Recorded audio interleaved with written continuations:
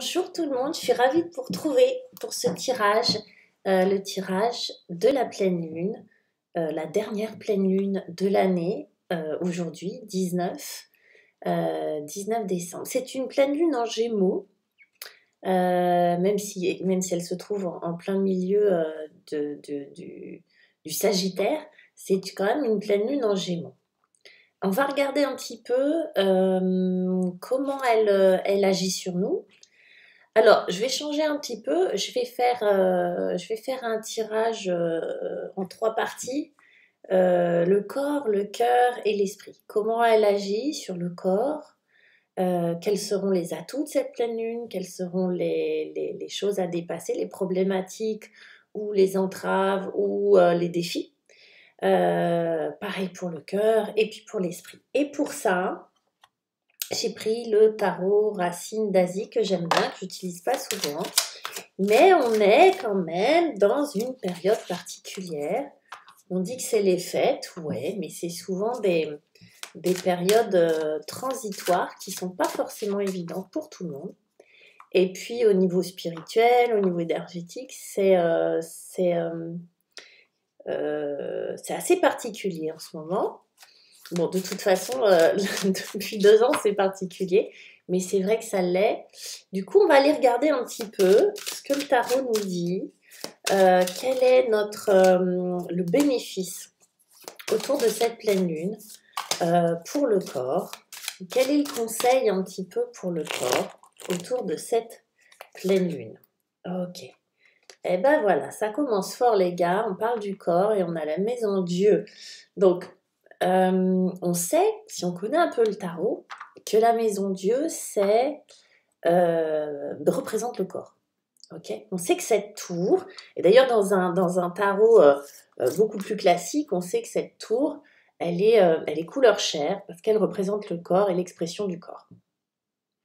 Alors, la maison Dieu, elle annonce pas forcément de catastrophe, mais ce qu'elle annonce, c'est quand même un événement, un changement, quelque chose qui sort, quelque chose qui explose. Okay, le principe de la maison Dieu, c'est l'expression. Et on voit qu'en général, le corps de la maison, elle est assez enracinée, et que le haut explose, et qu'il y a des petits bonhommes qui sortent. Et là, on le voit, c'est le bazar. C'est une explosion. Donc, ça représente l'expression. Normalement, ça peut représenter la joie, mais ça peut représenter aussi un événement qui vient nous percuter. Là, on va parler du corps. Donc, cette pleine lune, comme c'est en atout, d'accord? Ça va être l'occasion d'exprimer quelque chose, de faire sortir quelque chose du corps. Par exemple, de faire en sorte que le corps soit mis à l'épreuve de manière positive. En ce moment, il y a pas mal de personnes, dont je fais partie, qui vont se baigner par exemple dans l'eau froide. Ça peut faire partie de ça. En tout cas, c'est mettre le corps au défi. C'est challenger le corps. C'est faire en sorte que le corps s'exprime. Ça peut être aller danser. Ça peut être aller faire du sport. Ça peut être courir. Ça peut être aller crier dans les bois. Ça peut être n'importe quoi. Mais c'est mettre le corps en action de manière inhabituelle et de manière intense. Peut-être de courte durée, même de très courte durée, mais de manière intense. Là, on recherche l'adrénaline. On recherche l'émotion forte. On recherche à se sentir vivant en fait. C'est le conseil de cette pleine lune, de rechercher la sensation de vie qu'il y a à l'intérieur de vous.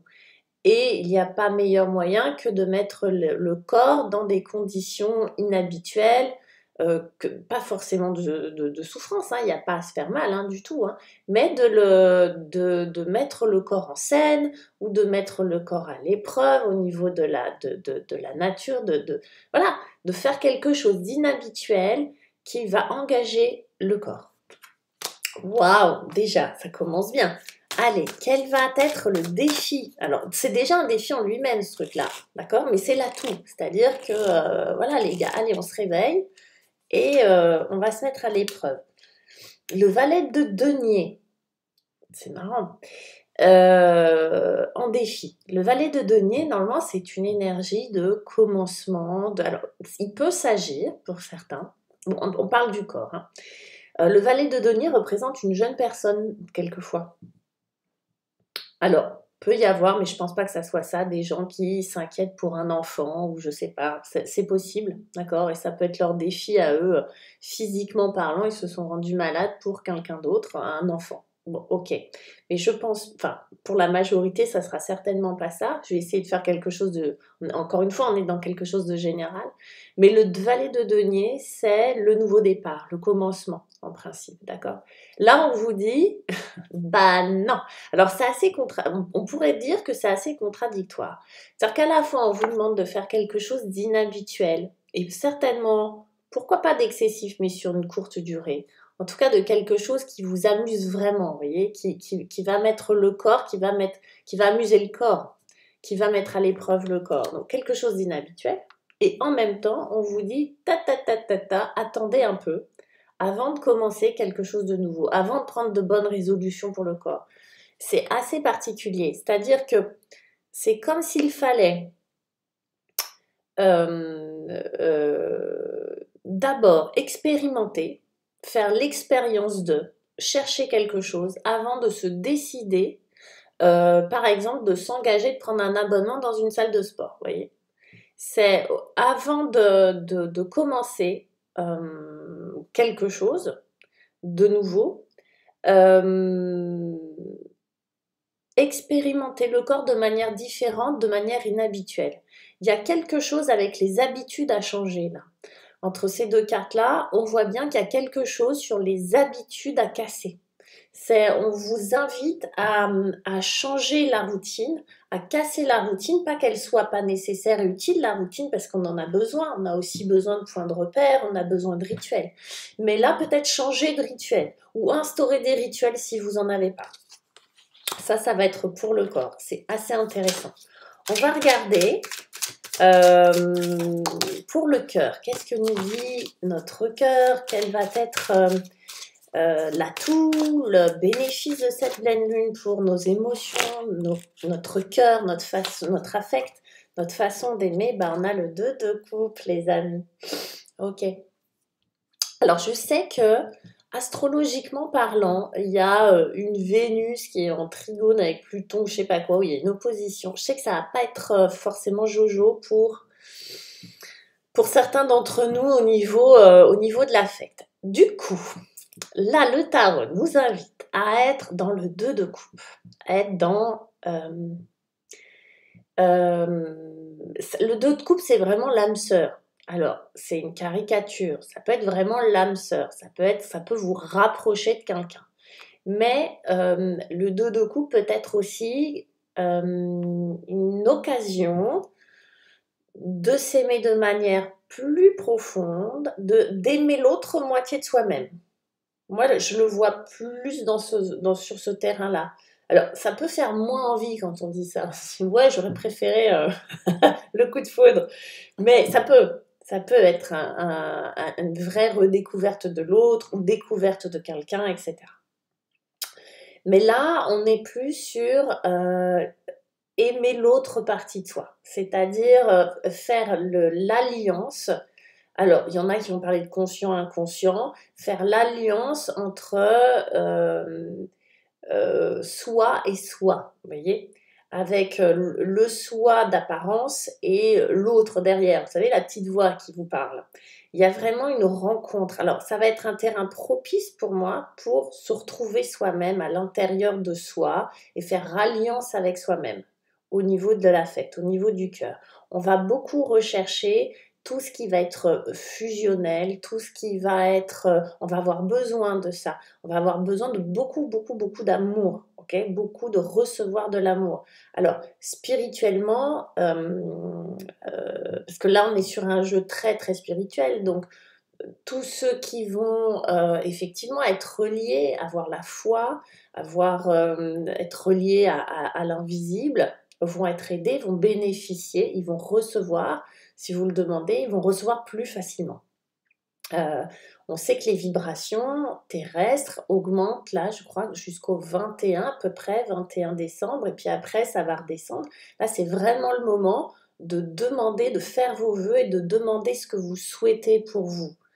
de vraiment vous faire plaisir. Là, on est dans un terrain propice pour s'aimer, ok? Pour faire monter ces vibrations d'amour à l'intérieur de nous. Le défi pour notre cœur, le défi pour... bien, dans les couples, on est vraiment là-dedans, on est vraiment dans les émotions. Le défi, le 4 de coupe, c'est le 4 de coupe nous explique que c'est la lassitude. D'accord. Je pense qu'on veut des choses, on veut vraiment que les choses soient fortes, que les choses soient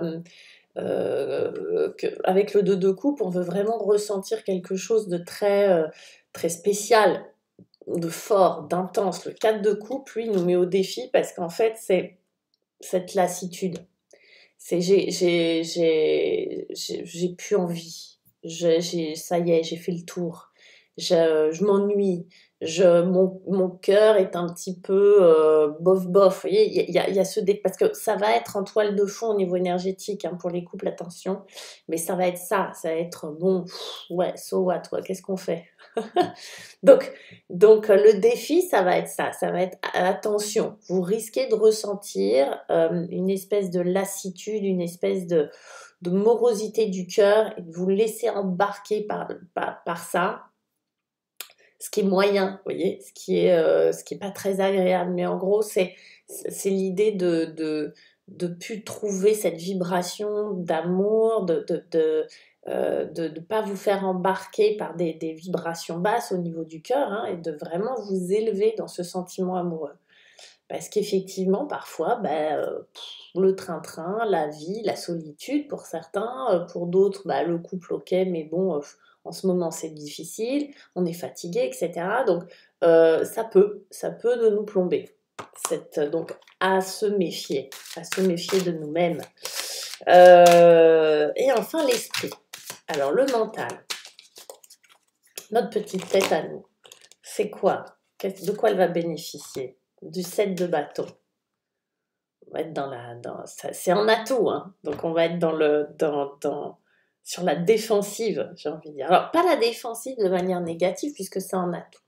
C'est cette capacité à défendre, cette capacité à argumenter, cette capacité à... Vous voyez, on est dans les bâtons, donc même si c'est la tête, on est dans les tripes.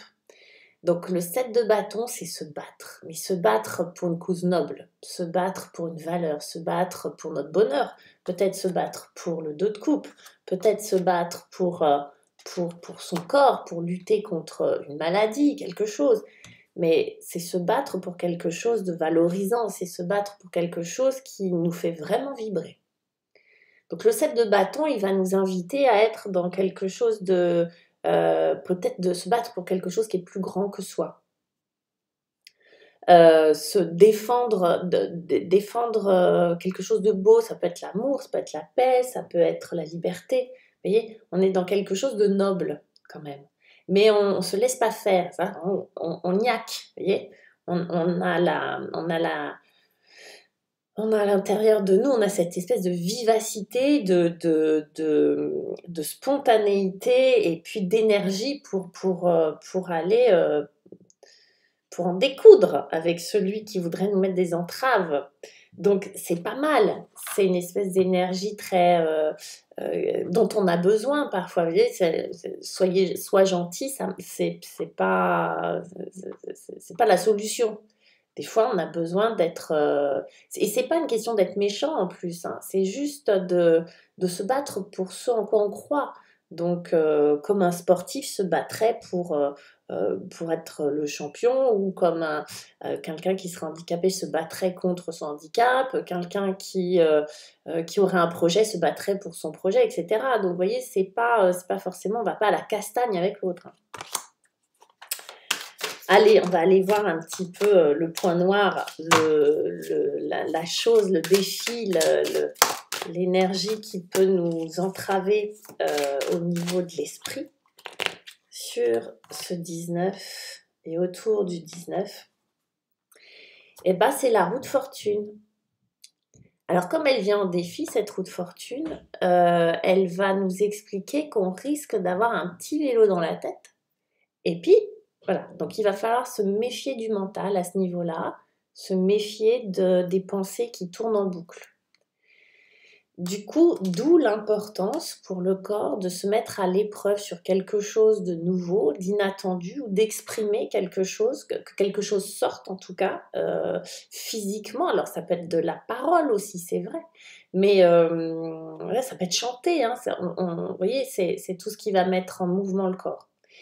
Là, le défi, ça va être de ne pas être dans un blocage mental qui nous empêcherait de voir l'opportunité de faire autrement, l'opportunité d'évoluer.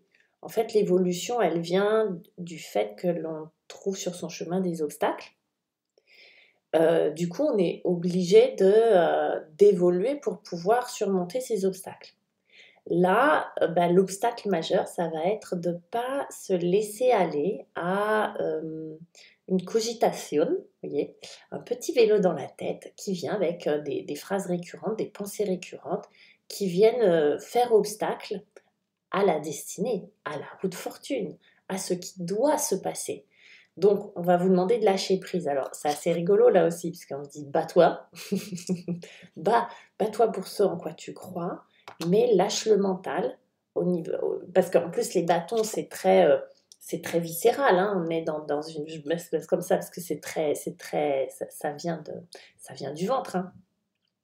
C'est une énergie vitale, c'est une énergie sexuelle ce truc-là.